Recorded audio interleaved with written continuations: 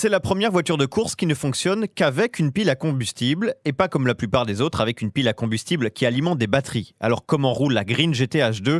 La réponse avec le chef de projet Jean-François Weber. Le fonctionnement de la pile à combustible, c'est extrêmement simple à décrire entre guillemets. C'est l'inverse de l'électrolyse de l'eau.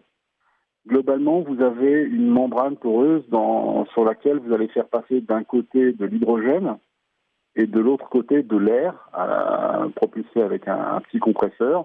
Et quand l'hydrogène va traverser la membrane poreuse, elle va trouver l'oxygène de l'air et créer ainsi de l'eau.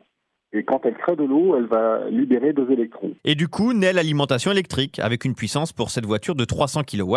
Alors après ces essais sans encombre, Jean-François Weber est confiant pour emmener la voiture au bout des 24 heures. On le pense fortement. Aujourd'hui, on en est maintenant à plus de 200 démarrages arrêt de la pile à combustible. Il n'y a aucune alerte qui s'est produite. Donc maintenant, notre but, c'est de continuer. On va passer donc de la version entre guillemets laboratoire du véhicule à une version compétition. Donc on va enlever tous les capteurs que nous avons mis pour pouvoir surveiller ce qui se passait.